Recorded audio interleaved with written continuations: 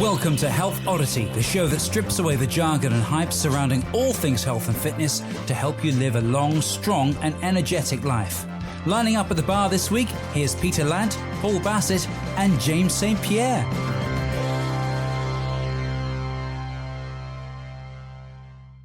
Hello and welcome to the Health Oddity podcast, episode 70. And if you are listening on the launch day, which I'm sure you are, I'm sure none of you have anything better to do on New Year's Eve than listen on the launch day. But it is New Year's Eve and we are joined to finish off what's been an incredible year on the podcast. Certainly, it hasn't been an incredible year for everyone, I know that, but we are finishing off 2021 with a great guest today, all the way from America. But what I'll do first of all is introduce the usual co-hosts of the Health Oddity podcast, Mr.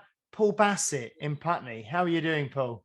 For me first, I'm all right. I thought I'd throw a curveball there because I remember last time you said I always go to Pete first. I'm staring at Pete, waiting for him to answer, even when I hear my name. No, I'm celebrating New Year's Eve here. Yeah, just to get into the spirit of things, you know. I don't know what I'll do for New Year's Eve. Last time I just fell asleep before, but I think it was about 11:15. So you can blame the children for that. That's a late night for me, 11:15. Yeah, I know, it's crazy. A couple of drinks and I'm just out for the count. So yeah, other than that, I'm all right. Just ticking over. And how is Mr. Peter Lant in Bath? I know you are now out of quarantine. You've done your COVID time and you're back out in the public, as it were. Yeah, absolutely. Out and about. I've done loads of walk. I've walked about 70 miles in the last week because I couldn't get out and about. So I've been taking the boy out and I've done loads. So it's lush. So when you're going on about it's been a bit of a challenging year and all that, I've survived COVID. So I'll chalk that up as a win. You'll have a beer to that this evening on New Year's Eve. Exactly. Yeah. And I'm well, this afternoon, because I don't usually drink in the evening because I'm usually asleep. So start early, like about 5 o'clock, finish about 7 and then go to bed. But no, I'm excited about this one because our guest trains outside and what have you and does lots of unconventional and stuff, which is similar to what I do as well. So that's pretty good, except I do it in the freezing cold over here. And our guest today, joining us all the way from California. It's 6:30 in the morning for him. So again, we're really grateful for him getting out of bed and getting on with us.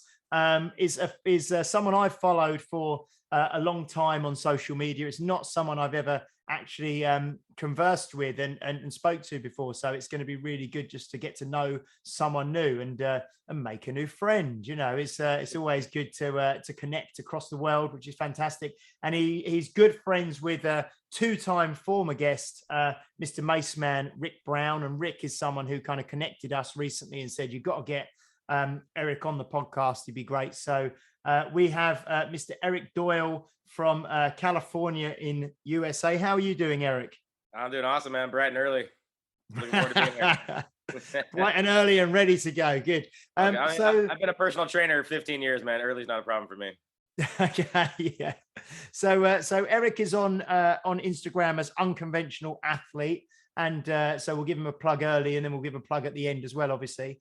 But Eric, if you can just kind of maybe introduce yourselves to our listeners, and so people know kind of like I mentioned before we press record, a bit about your you've got quite an interesting backstory and your backstory, what you do, how long you've been doing it, why you do what you do, how you do what you do, and what you do, just so we can get to know you a little bit, if that's okay. Yeah, totally, man. I mean, I'm born and raised in Seal Beach, California, which is next door to Long Beach. Great scenery, great location to grow up in. Wouldn't want to live anywhere else. But I was never a fit person. In fact, I didn't lift a weight until I was 22, 23 years old. Around here, I guess like more in the 90s, kids were playing a lot more sports. But I was more into video games though, man. I grew up a video game kid. I liked my fast food. My family liked to feed me. So I was overweight pretty much all of my childhood.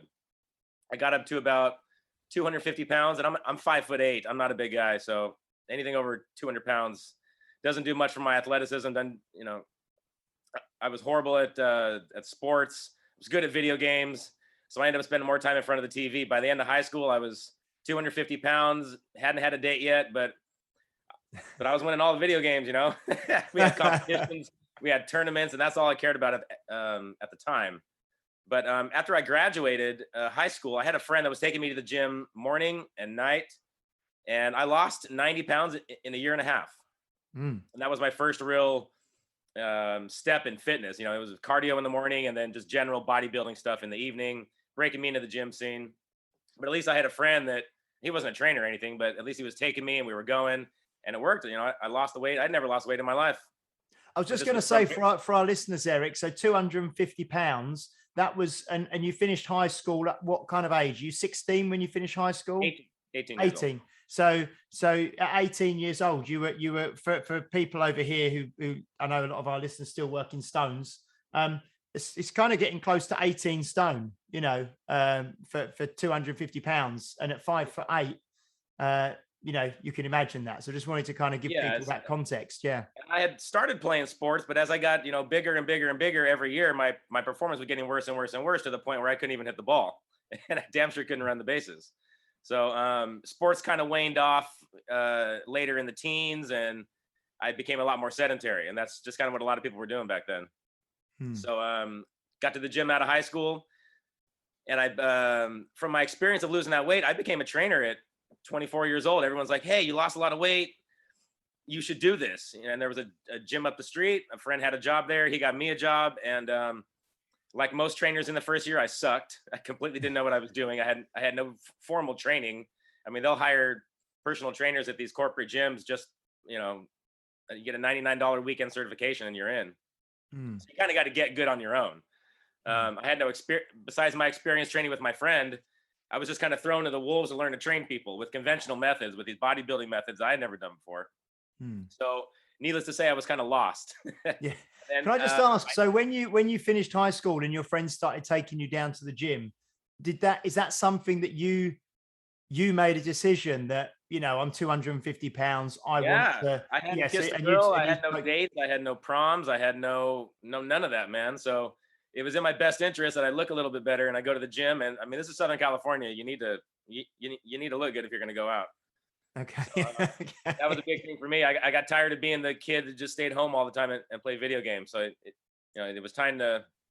And plus, I like to wrestle. I really liked to wrestling, and I was getting into jiu-jitsu, but I wasn't physically fit for it. You know, I hadn't lifted any weights. I had done no training, but I like to do it.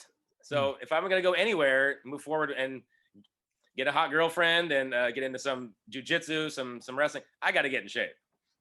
So, and at the time I didn't know. In fact, I believe back then most people were getting their information from downloaded files. Back in the day, everyone was downloading off Napster, and there was all these instructional videos that some of the professional trainers that were putting out, and that's where most people got their information back then. So what year are we talking about here? Just so is this the 90s or 98, 99, 2000? Yeah. Okay. So it's actually before kettlebells made their mark. I think that was 2002, 2003. There was the first RKC. This slightly predates that. Yeah. So, and I became a trainer at 24, and that's right when the kettlebell burst kind of came in. But I was getting those files too. I was seeing these PDF files from Pavel on these kettlebells and these things the Russians were doing, and I'm like, we don't have none of this. I've never seen any of this training. Turkish get-up, kettlebells. What is all this stuff? So I was fascinated. I hadn't even got a hold of one yet, but I had the PDFs. I had the information and the techniques, but I couldn't find a kettlebell. This is 2000, 2002, 3.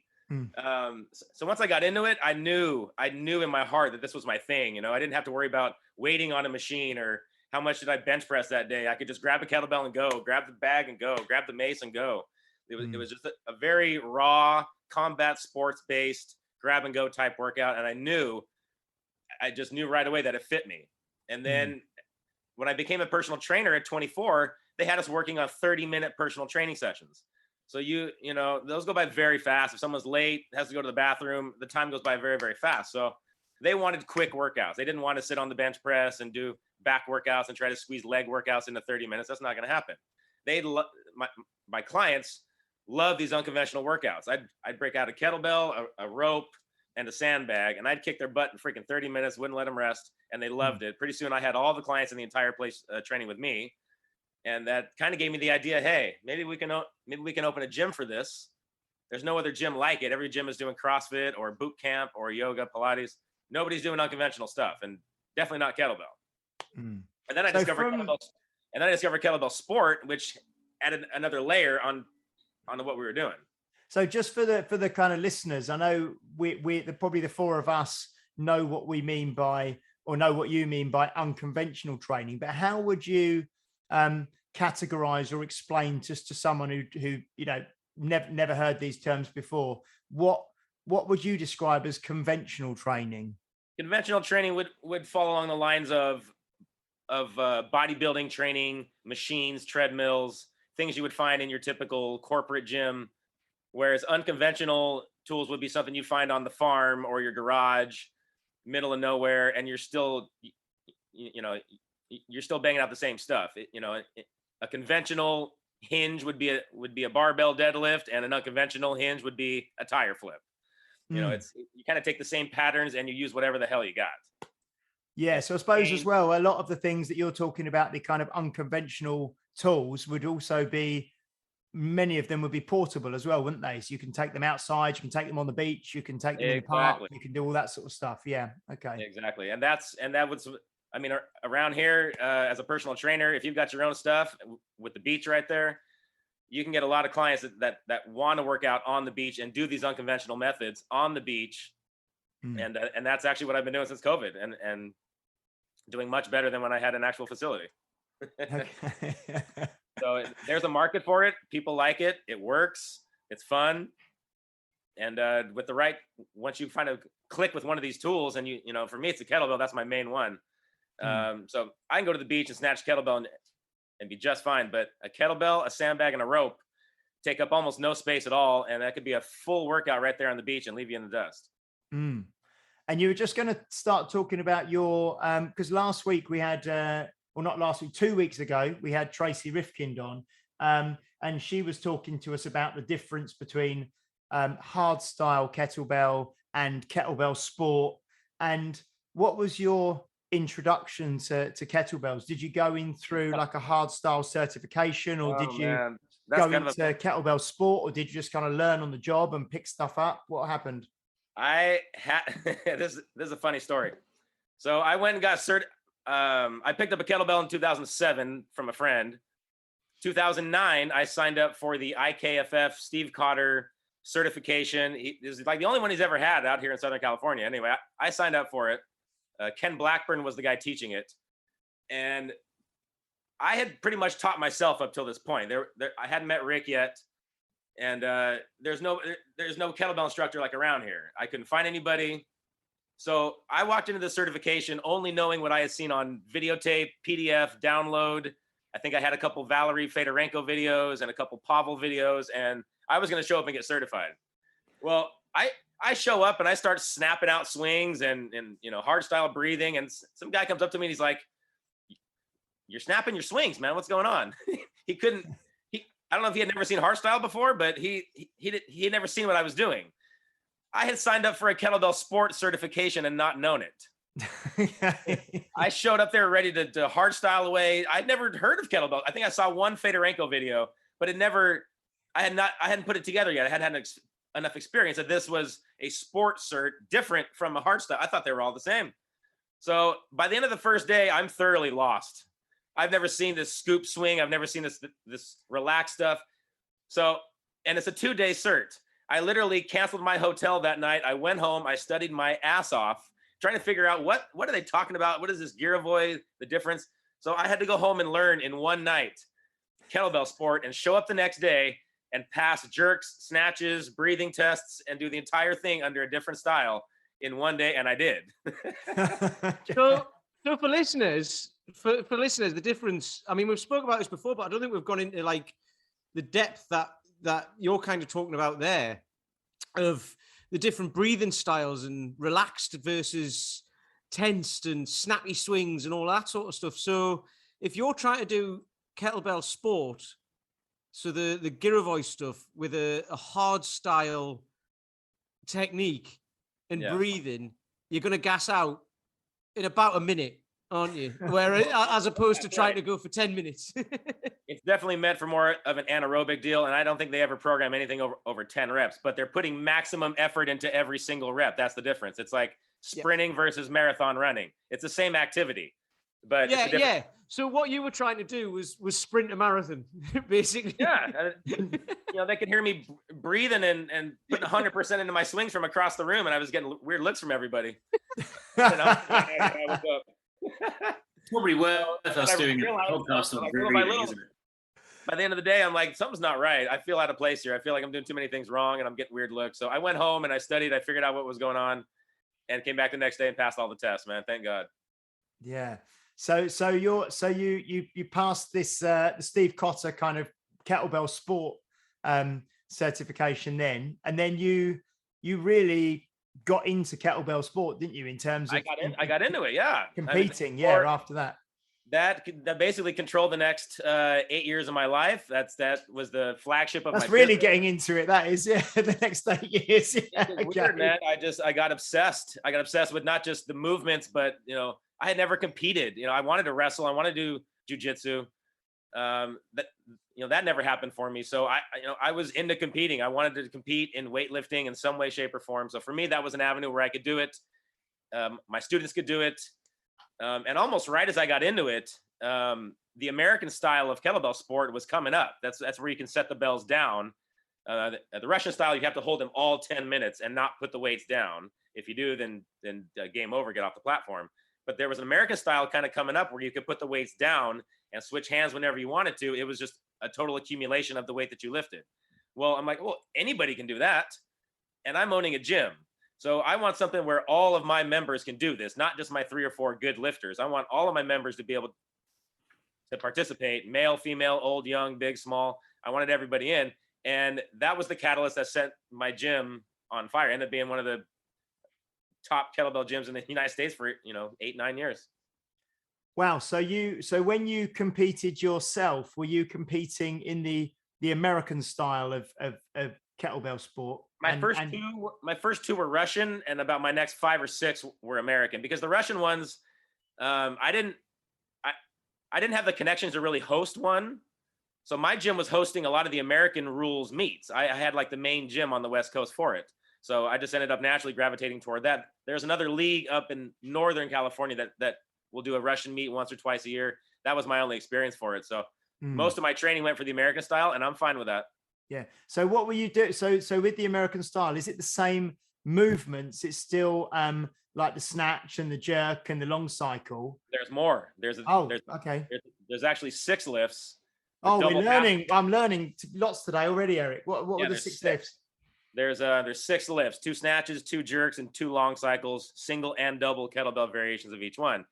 The double half snatch, if you've never done it in competition, you're not holding those bells 10 minutes. It's exhausting. It's a long way to lift the bells. Once your arms are shot, you're not getting those bells up there. So it doesn't work too well in the Russian style. It's more of like an interval, 30 seconds on, 30 seconds off, 40 seconds on, 20 seconds off. Most people follow that pattern, but the double half snatch is that lift that separated the American style from the Russian style. It's all the same lifts, plus a couple more. Okay. The other difference is we had people that were signing up for all 6 lifts in the same day and doing all 6 lifts.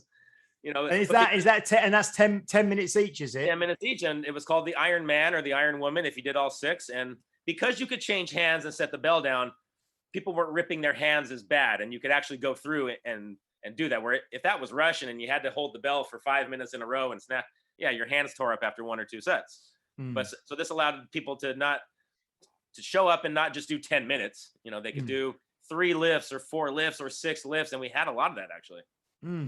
Have you heard of this, Paul, at all? Because I've not heard of this American kind of competition. No, I've heard of like pentathlons and stuff, half marathons and marathons. I've multi-switch, but never multi put down. Yeah, there are set downs also. the league, the name of the league is called the IKLF, and I believe they use the term Bolt. Bolt is the name of their events. Well, I mean, I think it makes sense because it's so much more inclusive, isn't it? It'll always be a niche sport otherwise, because it's just very uncomfortable. And so right. Saying someone like, you just got to get up 10 minutes. I mean, like you said, 8 years of your life. And it kind of takes a long time to condition your brain and your body to deal with those long sets. So if you want to be able to create this style as accessible to loads of people, then you kind of need to have that way of allowing people to regulate their kind of rest periods and stuff like that. Otherwise, they're just go, nah, I don't need to be beaten up every night. You know? I've had a great idea, actually, because obviously you've got an American style there. So like we should have a British style as well, where you can put the bell down and have a cup of tea. There you go. A cucumber sandwich or something, and then start again. Yeah. Well, Geordie style, where you have no top on. Yeah, exactly. Yeah, well, that's all stuff. I mean, brilliant. I'll tell you what, Eric, I love that the reasoning behind it. The fact that you said you wanted a form of competition that, you know, all your members could get involved in. It could be, you know, young and old, male and female, right. Big and small. I think that's such a great inclusive kind of, you know, way of thinking. There's no gym. There's no Russian Kettlebell Sport Gym that has 50 members inside of it. It doesn't exist anywhere in the world. And I didn't want to fall into that either. I wanted something. I didn't want to be CrossFit. I didn't want to have a sport where only 3 people could do it. Like when we had an event, I had 20 to 30 lifters of mine in that event. And you can imagine the gym party afterwards. So it just built really good morale amongst the entire gym. People are making friends, and, you know, pretty soon the dads are watching the UFC fights together, and the moms are going to the farmers walks, the farmers markets together, and the kids are playing together. So you really helped to build the gym, having something like that where everybody could talk about it. Yeah, that was a great Freudian slip there, by the way. He said farmers walk instead of farmers market. That is brilliant. I love that. What's good about this, though? What you're saying is because it looks like, you know, moving on a little bit, it looks scary, doesn't it? Like this unconventional training, swinging big chunks of metal around and swinging maces around your head and Bulgarian bags and all of that sort of stuff. It looks hard. It looks like it would hurt. And people are quite intimidated by it, aren't they? But then when you actually learn how to do it and you learn the techniques and stuff like that, it's I suppose it's what you might have used to have called functional training, of like, it's more kind of, you've got to pick stuff up and move it around and move it from here to there. And you don't do it in a strict form style, do you? You have to like move stuff around. So therefore it allows your body to move in different directions under load, which most people are going to need in their lives, aren't they? You know, I got that fear thing with the mace, and I still get it. I still get people that are like, I don't want to touch that thing. I'm afraid of that. But the kettlebell, you know, the competition kettlebells never really scared anybody. Maybe like in the very beginning, but, you know, a new client would walk in and I'd hand them like a pink, you know, one of the light little 8-kilo kettlebells. And they were shocked. It was, oh, this thing looks so big. I thought it was so heavy, but it's actually light. It's just kind of like filled around the outside. So as soon as they would touch them, I had people like in love with the kettlebell. Let me back up though. Since I'm a very niche gym and there's no other real kettlebell or mace or Bulgarian bag gym around, if somebody came into my gym, they were already sold. I didn't really have to. It's not like an LA Fitness where you got to talk them into it. They were already interested in kettlebells and maces and bags when they walk in the door. So I never really had a problem with sales, just because if they're in front of me, they're in front of me for a certain reason. They want to learn kettlebells and they want to learn maces. So I think I think what Pete said is so true, that when people first see these sort of things, they may be intimidated by them if they just see them on like Instagram or YouTube or something, because so many people in their mind, if you speak to the general population who maybe don't exercise at the moment and you ask them to, right, what's a gym, they will tell you that conventional type of gym that you said. Oh, well, it's rows of treadmills, there's exercise machines, you know, there's that's the vision that most people have of exercise, isn't it, if they're not into this sort of thing themselves. So I can see how they may think oh, that looks, I couldn't maybe do that, you know, and it's scary and it's intimidating. And I also think the amount of people who've got bad backs in the world, who see this stuff and think that's going to make it worse. And it's like, and if you learn how to do it properly, it actually makes it better. And sitting on a machine with a backrest and, you know, just doing a little chest press here looks much safer, doesn't it? If you, that's going to keep me safe. That's going to keep me, you know, not vulnerable, you know. But I think when they meet a coach like, you know, Eric or any of us guys, you know, it's all in the coaching and the moving, isn't it? So do you have a very did you have? Yeah, sorry, Paul, go on. I was about to say, given that a lot of people self-selected, i.e. they were looking for this kind of training, what kind of people did you get? Did you get total beginners, or did you get people who were just disillusioned with the current training that they were doing, or was it people who were very focused on coaching? What was the kind of person who was coming to you? One sec. My car alarm just went off. All beginners. I got no CrossFitters, I got no bodybuilders, I got no power lifters. It was all average Joe, average Jane, 75% female, 25% male. 18 out of the age range, I'd say mostly 30 to 50 was my age range that I would get. I didn't get too many youngsters. They want to go do CrossFit. They want to go in the little, you know, the running clubs. So I had mostly an upper age range, mostly female. My two most popular professions were nurses and teachers.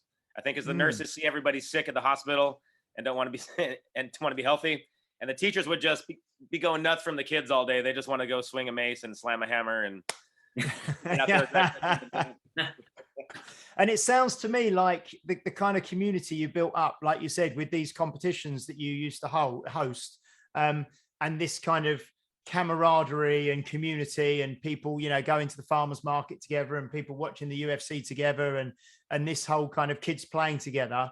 I'd imagine you get a lot of, you know, referrals and people seeing, you know, people telling each other about it and creating quite a buzz from the sound of it. Yeah. You offer some kind of a referral program, and usually when they'll post on their social media, because no other gym's doing anything like I'm doing, that no other gym has the big cartoon size competition bells, and what are you swinging this big giant mace? What is that? I've never seen that.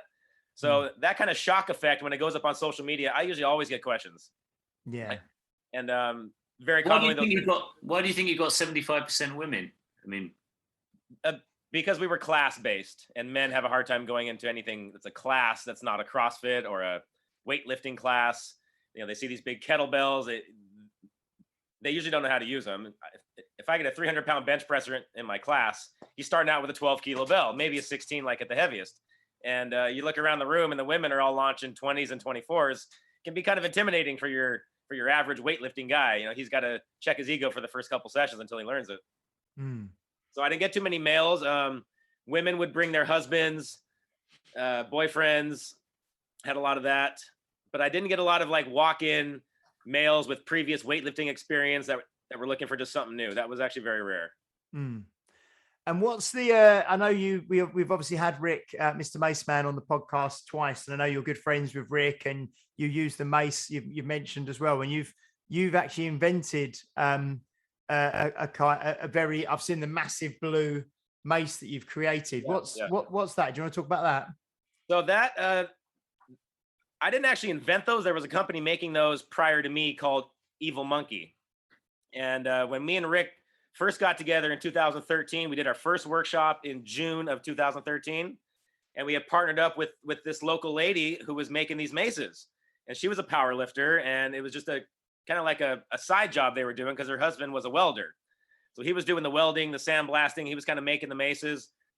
So we partnered with her, and that was my first experience with it. I was like, oh my God, I love these things. This is a cool freaking mace. Forget these little ones. It's kind of like driving a Corvette and then going back to a Camry. So I just loved them. And that company went out of business about 2016, 17. The couple split apart. They canceled the company. These maces got lost in space. And I'm like, if they're gone, I'm taking this company. I'm going to start making these things, I could have done it the whole time, but I didn't want to step on her toes, out of respect.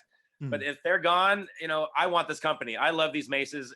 I'm in the same area. I have access to the same powder coater, sandblaster, welder. I can make these things too. And she was like, kind of snickering, like, yeah, go ahead and go for it, man. See how you do. I didn't know they would be such a pain in the butt to make, from materials runs to the gas and time to run stuff and pick stuff up. You know, you got to drop it off. They got to pick it up a few days later, drop it off at this guy, pick it up a few days later. So it's kind of a pain in the butt, but it's a passion project. And I love these maces. And I love those cartoon size water-filled maces from the second I picked them up. I almost never swing regular maces anymore. That's can I just say, for the people who aren't watching on YouTube, we had Tracy on the other week, and we had almost like a dog episode talking about her new dog Walker, and you've got a friend who keeps popping up behind you. It looks like a beautiful dog. So, oh no, she don't want to get on camera. It's a husky. She was born on 10/10/10. It's pretty easy to remember the birthday, but we got a husky, man. You want to stay in shape, just get yourself a husky, because you got to run them 2 or 3 times a week. You won't have a problem getting out. Awesome dog. What's your husky's name? Nikita. Lovely. I figured Russian dog, Russian name. I got out Google, and that's the one I liked. Yeah. Oh, that's fantastic. In fact, I was a big pro wrestling fan growing up, and when I saw Nikita, one of my old favorite pro wrestlers was Nikita Koloff. I thought that guy was just crazy. So I actually named after Nikita Koloff. Do you take her out to sessions with you as well? What's that? Do you take her out to sessions with you as well? Yes, I do. It's great, isn't it? Yeah. Oh, that's great. So it's called the hydro mace, isn't it? This water. So what the original mace that the couple were making before, was that one that you also filled with water or not?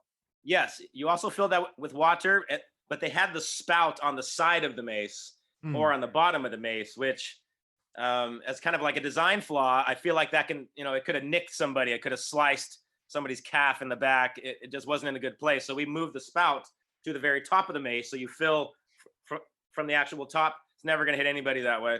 So, and the large size, the big 12-inch globe is the size of a basketball on the very top, attached to a 4-foot pole. So you got actually 5 feet of mace. It comes pretty close to your calf and your Achilles tendon down here. We don't want anything getting sliced down there, obviously. So we just moved the spout, and we have a little higher quality globe on the very end. And aside from that, we kept the product pretty much exactly the same. Yes, I mean, if people, obviously, we'll talk about your Instagram and stuff later again, but if people follow you, they'll see you swinging this beautiful, massive hydro mace on the beach and everything near where you are. And yeah, it just looks spectacular. You must get quite a few people coming up and talking to you or asking you questions, do you, when you're doing that? All the time. If I go to the beach, it's I almost can't get the full workout in. Someone's gonna come up to me and want to film and try it out. Like a lot of people grab it, and the first thing they do is usually bicep curl it. Then they try to press it. And I show them how to swing it, and they don't want nothing to do with that, obviously. But every time, hey, these are potential clients, potential customers. They're going to know about my gym after that. In fact, just a few weeks ago, I was swinging the mace on the beach in Seal Beach. And about an hour later, I go on Instagram and I put in #Seal Beach. And some lady was on the pier filming me from the very top of the pier down. And I saw myself on some random lady's feed. So I messaged her. And now she's one of my followers. Excellent. And what about again? You could probably explain what these are, because we know what they are, but a lot of people who are listening might not. But you also I've seen you use Bulgarian bags quite a lot, which is something I've never used before myself. But what is a Bulgarian bag? What do you use it for? And as you're on as an unconventional trainer, you can kind of help us. What is a Bulgarian bag? What do you use it for? And how did you get involved in them? And how long have you been using them for? Well, I got into them because they are the sandbag of the wrestlers. It's kind of a croissant shaped sandbag with 2 handles on the end, where if me and you were going to wrestle and we were going to start off in a classic head and elbow tie, the handles are shaped on the Bulgarian bag just how you would grab an opponent for wrestling. Whereas a traditional sandbag, the handles are on the sides, they're more square. The Bulgarian bag is shaped like a croissant. Okay, what this allows you to do is rotate the bag in a spinning motion around the body and around the head, very, very fast and very efficient, unlike a square sandbag, which gets very blocky and is not very smooth when you spin it. So the movements that you would do with the Bulgarian bag are more suited for like what you would need for like a wrestling match. It's a lot of speedy rotations, arm throws, a lot of groundwork, kind of cool. But I got into it because our Olympic wrestling team uses Bulgarian bags. I seen, man, you know how fit Olympic wrestlers are. They're some of the most fit people on the planet. So when I see an Olympic wrestler getting trashed by a 35-pound Bulgarian bag, I'm like, okay, there's something to that because he's really strong. That's not heavy for him. And then you get into the training and everything is fast. Everything is speedy. The cardiovascular component you get from a Bulgarian bag, I would say, supersedes most of your kettlebell training because you have to go with a really heavy bell to get the same conditioning you would get off a very light Bulgarian bag. Because the movements in nature with the bag are very fast, full body rotation. It's like you're in a freaking wrestling match. It's exhausting. Even with a 25, 35-pound bag, anybody in this room right now would get a rocking heart rate from it with just the basic movements. So I liked it right away. The other thing I noticed too is if my students were coming every single day, I had people coming all 5 days out of the week. I got to have different workouts, right? More importantly, I got to have something where if Susie Joe comes in on Monday and she's sore, I would like to have something on Tuesday that's not, more cleans, more presses, more snatches. I'd like to kind of get away from that. Maybe have a workout that's a little bit lighter in nature. And that was the Bulgarian bag. So students would be sore from the kettlebells, but hey, come back the next day. You can use a 20-pound Bulgarian bag, get a rocking workout. Even if you're sore, you can still do it. And come back Wednesday and pound the bells again. So it kind of filled in that gap in between days where you don't have to go so heavy. You can still get a rocking workout. Don't have to lift anything heavy and still kind of fit the bill. Okay. I also felt like when I compared it to the main movements with the mace, like if you're going to look at the 10-2 and the 360 with the mace, I feel like the spin of the Bulgarian bag is almost the equivalent of like a deadlift to swing. Now the deadlift is the big heavy hinge and the swing is the short, quick, fast hinge. One's heavy and slow, one's quick. Well, you can kind of compare the mace and the Bulgarian bag like that with overhead rotational strength. If you're going to be swinging a big, heavy, slow mace around the head, compare that to the exact same thing as the Bulgarian bag. You're just going fast, fast, fast, fast, fast, fast, fast. So I kind of felt, saw the relationship kind of like the deadlift swing relationship to the mace Bulgarian bag relationship. And so that just kind of linked them all together. And I'm like, okay, the kettlebell, the bag, the mace, these are my three. I can cover everything from speed, strength, stability, wrestling specific. I can train fighters this way. And the Bulgarian bag was the third link that brought everything together for me. Is your diet unconventional as well? I mean, do you follow? Very unconventional. Is it the way you teach? I mean, obviously the equipment you use is, non-typical. It's different to say Planet Fitness or Virgin Gyms or something like that. Is the way you progress people, is the way you set goals, is the way you coach nutrition or do nutrition yourself, does that follow a similar pattern? Are you throwing people different angles when it comes to their goals? The nutrition around here is kind of one of those things that I always kind of referred it out. I always had somebody on staff that was a little better than me. Like we always had somebody that had like a precision nutrition or was just generally more well-versed than me. I drink a lot. I eat a lot of steak. I'm a meat and potatoes guy. I eat your pretty traditional Irish food, which isn't going to work for clients that are trying to lose weight. Great for powerlifters and stuff, but I always kind of referred my clients' nutrition out. And plus, around here, there's kind of this thing where dietitians kind of have the rule of the land around here. You don't want to kind of step on their toes because if something goes wrong, they get sick, they have an allergy, and you're the one that wrote that, yeah, you're in trouble. And they can sue the crap out of you. Is there a lot of, there's a different legal structure over there? Is it you can give advice, but you can't give meal plans or something? I can guide you, I can help you, I can advise, but I cannot write something down and say, you need to eat this, you need to do this. If something happens, I'm directly liable, yeah. But you could coach like the amount of protein that someone has. You could coach the amount of carbohydrates. That would be fine. Yeah, that's that's basic stuff. Basic stuff's fine. Yeah. But I always had somebody that was kind of more sound than me on there. I had this one student. She was precision nutrition certified, and she was kicking ass with everybody. It didn't matter if what your background was, what your issues were. She was really good with everybody. we had 3 clients lose 100 pounds in that gym. Even Wow. though we're not like a weight loss gym, it just, you need to lose some weight, buddy. Yeah. Are you pretty upfront with them, or do they just come to you and say, look, hey, I need to do this? Or you just say, hey, I'm pretty blunt. I'm pretty blunt about it. In order for me to make money, you need to keep coming and you need to keep getting like results. And when I got guys that are 300-400 pounds, they don't typically stick around if it's just getting better at the kettlebells. If they're getting better at the kettlebells, they're involved with the community, they feel the support, and they're losing weight, there's no way they're going to quit. They're going to keep coming. So it's in my best interest to give them good training, good advice, so the results are happening, and they're going to keep coming. They're going to keep paying. It's a win-win situation. Do you get much kickback from honesty? I mean, how do people receive honesty? Because some people receive it well, don't they? And some people, react to it. Maybe in the beginning, but after they've known me a while, they're like, okay, this guy just, I got to tell you how it is. That's my job. It's my job to be tough. It's my job to kind of be a little bit of a dick to tell you, the real situation. Maybe your wife's not going to tell you what needs to be done, but I will. The thing is, though, you have to have that, right? You have to have trainers who are a bit more, what would the word be? Direct. Oh. No, like the other way, like a bit more kind of compassionate and what have you, because some people will gravitate towards that. But some people, if you like that, they'll just not listen to you. They'll be like, no, I need to be told what to do. And they might be looking for that. So then it's like, that's what they'll respond to. So that's absolutely fine. I have a few people who respond really well to that, but you got to kind of feel out each person. Some people respond really well to it, and some people just kind of shell up and get shy. Maybe something happened to them, and that's just not that's not the way they learn. I had the wrestling coach that was a total ass and yelled and thought that, yelling at people would get everything done. So I don't do that. That didn't work for me.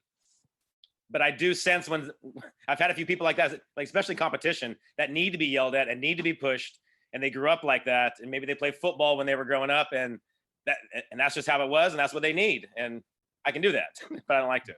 I think it's important to be honest at every point, because you're not being paid to facilitate bad previous or behaviors that keep the status quo.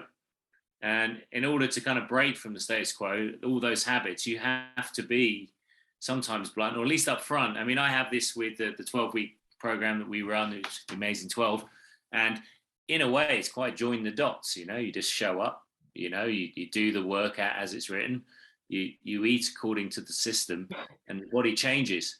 But it's surprising how hard it is sometimes to keep people on track or keep people focused on something that will work. I mean, we had discussions online. I think, James, you started a Facebook conversation, and Peter, you chimed in. And I think one of my responses to one of your posts was that, 50% of people actually take the medication that's going to cure them. So it's how you sometimes say, look, you're paying me to get a result, and I know what it's going to take. So if you turn around to me and say, look, I can't do it because of this, or I'm busy or whatever, I say, I'll understand, but I'm not. All I'm going to turn around to you and say is like, well, we've got to sort it out. We've got to find a way around it. Otherwise you're just going to end up back where you were. And I get that it's tough. I get that you're probably in a difficult situation, but what can we do? Otherwise we just end up back where we are. And finding that level to communicate is really the art, isn't it? Just having that little conversation that you just said in the last minute right there, that usually does it right there. Pulling somebody aside and having that exact little heart-to-heart, eye contact talk, like, look, I want you to succeed, and you can do it here, but I need to see you. You need to be in here. I mean, even if I got to put in like my own time, have that conversation with them usually locks them in. Yeah. I mean, did your friend, when you were training with your friend back in your late teens, early 20s, was it that kind of thing? It was just like, hey mate, just tag along, and you just eventually got a bug for it? I mean, no, because I was losing weight, so there was no reason to stop. Yeah, the results were happening, and you don't quit if the results are. I don't care how boring it is. If you're getting results, you'll keep going. I don't care if you're just on a bicep freaking program. If you're getting results, you're going to keep going. Do you come across a lot of people though that don't really know what the result is that they want? Because I mean, sometimes it's weight loss, sometimes it, And then they're just saying, well, I'm not sure if I'm happy with what I'm doing. I don't know what I want. You know, do you get that? I kind of get frustrated with that. Yeah. Like I have a lot of students who don't pick goals, don't care they just want a workout. They don't care. Oh, you just want to work out today. I don't care what we do. You pick, Eric. And that kind of gets frustrating because I program my workouts by the goals that we want to achieve together. And if you don't have any goals and you don't care what you're doing, how can I care what you're doing? You know, I mean, I can pick goals and I can pick this, but if at the end of the day, if you don't care about them and you're not putting the effort toward them, I'm just kind of making up random workouts all day. And I hate that. I love to be a little more program oriented. You having a goal that gives us little markers in the training to get to and little victories along the way. If you don't have those and you're just randomly training, you don't know if you're getting better. You just know you're getting sweaty and you're working out. And that's the word, isn't it? You're getting better, you know, and better is going to be a multitude of things, but you have to be seeing progression in whatever area that you're focusing on. Right. And progress isn't always more weight or another exercise. Sometimes progress is just feeling better about what you're doing or getting through the set a little bit easier or cleaner technique. It's not always more weight. It's not always, you know, hitting a 300-pound deadlift. You know, just feeling better and cleaner about what you're already doing is actually progress. And sometimes that's what you get week to week to week. With kettlebells, you don't always jump a new kettlebell every time you come back. You're going to spend some time on each kettlebell prior to moving up to the next one. And you got to kind of pay your dues there.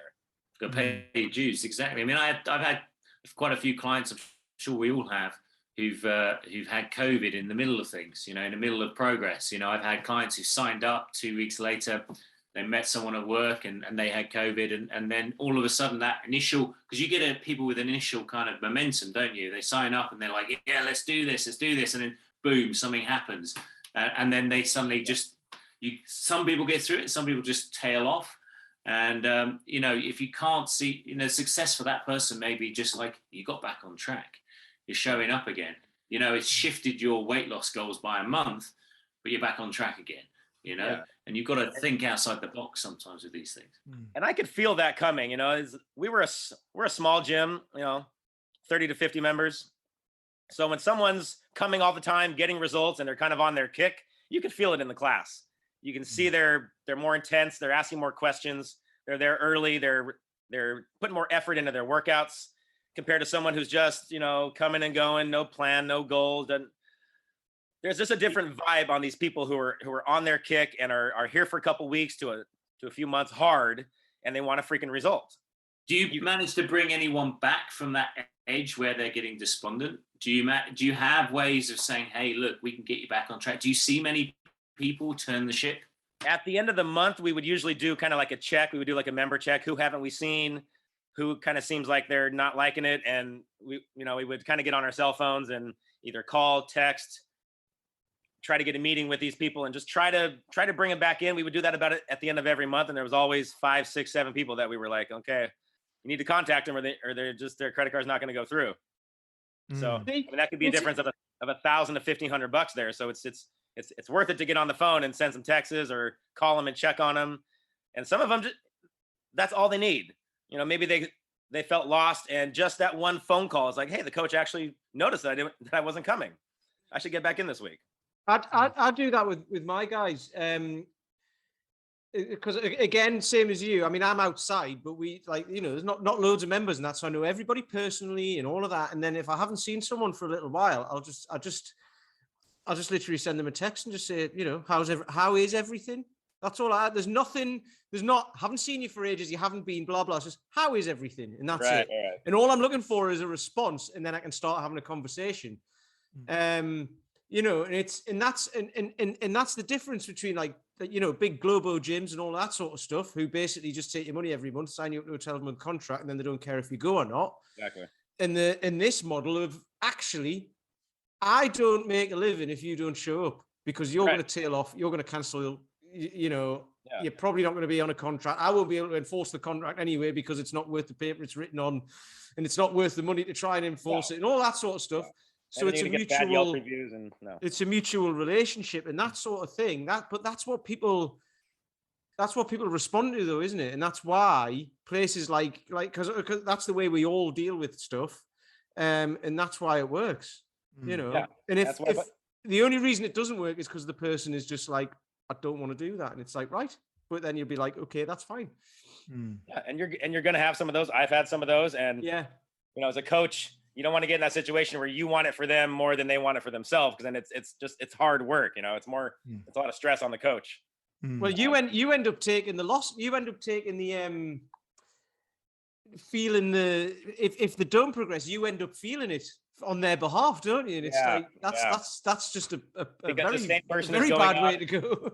Because they've been telling their friends and their family for months how they're so excited to train at this famous kettlebell gym and blah blah blah. Well, you still look the same, Joe. It's obviously not working over there. Maybe you should try different. And so so at least in my mind, that's what's going on. If someone's not getting results, what is going on? These are his entire network are potential clients for me. So my business card is stapled to your freaking forehead. If you get results, all your coworkers, your family, your neighbors are going to see that. Someone's going to want to come in and do the same thing, even if it's just one. That could mean. I'll tell you what's been really good. Paul posted a thing the other day about one of his clients who had gone to get a jab, one of the jabs, one of them anyway, one of the 10 jabs you've got to have or whatever it is. And they'd sent him a text message saying that the nurse commented on their arm, didn't they, and said how he commented on the muscle tone of a deltoid. That's happened. That's happened to 3 of my guys. Yeah. So they go in there and they go, "Oh, you've got nice delts." One of them, in fact, one of the ladies who comes along, the nurse was like, "Can you just relax your arm?" And she's like, "It is relaxed." And she's going, "No, like feel that. It's not relaxed." She goes, "No, it is. That's just muscle." Did they come in a bit like Bruce Forsyth doing this? I had that happen from a lady who was in a car accident. I had this lady about 3 years. She was in a car accident. She had some kind of surgery on her back, and the doctor told her, "I don't know what you do, but your back muscles are in phenomenal shape." And all she'd ever done was kettlebells. I'm like, that's a testimony right there. Exactly. The doctor ripped you open and noticed something was a little bit different back there than a traditional body. So yeah, he's like, "Can you get us the chisel?" We're gonna have to. So Eric, you I know you did originally have a facility, and you're now back in a facility in California, aren't you? You said before we started recording. So do you now do most of your work outside and on the beach and things, or are you kind of 50-50 kind of outside and inside a gym, or what's the kind of split for you now? As of November 1st, yeah, I'm 50. I'm actually all indoors right now because it's freezing cold over here. You can't even train outdoors if you wanted to. But I bet it's not freezing cold. I was sick of it anyway. I couldn't even. The amount of times I got hurt outdoor training was just astounding to me. I got more injuries doing the damn outdoor. I dropped kettlebells on my foot. I'd open my truck door, kettlebells would fall out and freaking hit me. I blasted one of my elbows out, pulling kettlebells off the back seat. Did you do a health and safety assessment? Oh God, it was a nightmare. I've never been so injured in my life. I had to stop and go back indoors because I didn't want to do this anymore. The outdoor training was just beating the crap out of me. My 5-year lease for my gym was up March 1st, the month that the lockdowns hit in 2020. So I was literally able to skate out of my lease with no problems. And I just moved right across the street. There's a nice park across the street and I got the beach. So I kept all my clients except for 2 and started training them at the beach and the park at the exact same price, minus the overhead of the gym, minus the insurance, minus the credit card fees. And it was literally the most profitable move I've ever made in the fitness business in my entire life. So, but after the second winter, the first winter, everybody was still locked down. So we didn't have a choice, but here we are in the second winter on this, and just no one's going to do the outdoors anymore. People are sick of it. They want to go indoors. Gyms are opening up now. So I'm not getting as many sales on the outdoor thing. So I chose to move back into a friend's gym and pay a small rent and just train my clients there. But I mean, for the first year and a half of COVID, I've never made that much in my life. It was great. I mean, I could just throw on a pair of flip-flops and drive my truck to the park across the street and I'm there. I'm at work. No gas, no traffic, no freeway. It was great. Excellent. And it's now though, adaptable, isn't it? Yeah. Yeah. And I suppose that's the benefit of, like you say, that unconventional training that you were already doing indoors. Exactly. I have all the good equipment. I have all the good equipment. Yeah. I had maintenance bags, bells, ropes, chains, and I have a full-size truck. So I just loaded my truck up with everything, and I was like a little portable gym everywhere I went. Mm.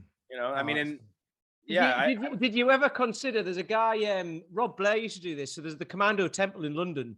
I'm familiar with that gym, yeah. Yeah, and he used to train people in a park, I think, and he had an old like Land Rover or something like that, and he put bars on the side of it and everything, so you could he put this like metal smart like bar on that, like welded it to the top, so you could do pull-ups on it and all of that sort of stuff, and you could hang like TRXs or whatever jungle gym type stuff to them and everything as well. Absolutely fantastic. That is unconventional training right there. You make the most with what you got, even if it's your car. Absolutely. Oh, that's great, Eric. It's been so lovely to talk to you. I mean, like I say, we hadn't actually connected, via apart from a few messages online. But it's fascinating talking to you, and I absolutely love I've learned so much actually in this conversation with regards to the one of the great things was the American kettlebell sport kind of style and the way that works, which I'd never heard of before, and the way that you incorporated that into your gym and your community and made it so inclusive. I mean, I absolutely love that, and just everything really about the way you train and the philosophy you've got for moving outside, and the beach and the park and all that stuff is great, and the Bulgarian bag stuff. That's all kind of new to me as well. I definitely recommend getting one of those. It'll sort of be a third link in your training. I honestly feel, and that's why my logo is those 3 black and white silhouettes. One has a kettlebell, one has a mace, one has a bag. I feel like those are my 3 tools. If I didn't have anything else, I could get away with just those 3 and have a full program with no knocks. Yeah. No, that's brilliant. Pete, do you have anything you'd like to say to Eric, or any final thoughts at all? No, it's been really good actually. That like you just said about the American sport style. I didn't know anything about that. That's really interesting. So yeah, because I'm similar with my guys. Like you say, you want everyone to be able to get involved. We don't like compete in stuff and everything, but like we'll have little challenges and stuff outside, and it's just really good that everyone can get involved. Yeah, regardless of how big, because some of the guys are huge and some are like little like me, and some are old, some are like 10, 15 years older than the other people, but they can all compete at their own level, right, with their own bell as well. And I have a national champion in her 60s. Yeah, she's over 200 pounds. Yeah, but this is what's great about it, and the term unconventional training in my world, it's not unconventional. It's just what we do, and it's everywhere. Because basically, lots of people are following Instagram and everything I see. It's like an echo chamber. Everyone's doing it, but they're not. This is the thing. It's older than old school, man. It was here before the machines were, and it'll be here after the machines are gone. We'll still be swinging tree branches, doing pull-ups off parking signs, whatever it takes. When there's no gym, you can still get it done. Well, I used to do pull-ups on a tree branch, but the local council cut it off. The tree's still there, but they cut the branch off. They actually stopped that here too, because people were suing the city. They'd get hurt on some of the public equipment, and then they would sue the city. Believe that? Oh dear. Mr. Paul Bassett, do you have anything you'd like to say as we wrap up? You're muted at the moment, Paul. I'm always doing this. It's mainly because there's just always background noise, and I'm trying to spare everyone from that. But no, it's great to hear kind of how you kind of. I mean, I like how direct your training is as well. It may seem like it's left of center for someone who's used to the kind of conventional kind of bodybuilding machinery, kind of typical legs, bums, and tums. This sounds kind of way out there, but actually, it's something that's very direct. Right. It's a very direct way of doing things, and it's a very. I think sometimes it's the machines and the most of the modern kind of options out there are quite removed from how people actually want to be in the gym, and it kind of adds a layer of a kind of a disconnect for the average person. I think it's probably why you see so many women there, because there's, like you say, there's no. I mean, how do you measure yourself? I mean, we know how you measure yourself on the mace. But it's not like, say, how much do you bench? It's not like you can measure someone's strength or their athleticism in a typical way, you know. So it's something that kind of resets people's perception of what they can do. And I suppose what kind of brings everybody under the same like umbrella. We can all do the same workout at the same time with the same tools. You may be going a little heavier than me, but we're all kind of suffering together doing the same thing. Exactly. That doesn't happen on the bench press. That doesn't happen on the deadlift bar. It's a whole different feeling, a workout feeling with people with the unconventional tools. Is that Nikita? Is it having a bar? I think she has to take a poop. Oh, okay. Just very quickly, Eric, before we leave you, if people want to follow you, and I'd highly recommend they do, and find out more about you, what's the best way for people to do that? Instagram, I check most often. Just look under unconventional_athlete. That's me. Excellent. Thanks so much, Eric. It's been an absolute pleasure getting to know you, and hopefully people have listened to this on New Year's Eve, and they can make a fresh start tomorrow. Yeah, make a fresh start tomorrow. Exactly. Thank you so much, Eric. Thank you so much, everyone, for listening. Please do like, share, subscribe to the Health Oddity channel. If you'd like to join the Facebook group, just go to Facebook, search under groups Health Oddity, and click on join, and then we'll let you in there. I think Tracy Rifkin's in there now as well. She came in after the last podcast. And if you are listening on a platform that allows you to leave a review, please do leave a review as well. And we'll be back with you next week. We've got some great guests lined up already for 2022. So we look forward to another cracking year.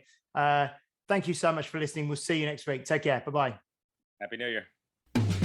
You've been listening to Health Odyssey with Peter Lant, Paul Bassett, and James St. Pierre. To get your regular fix of hype-free health, you can subscribe and leave a review wherever you get your favorite podcasts. You can find out more on today's and other topics at healthodyssey.com, or find us on Facebook or Instagram by searching for Health Odyssey.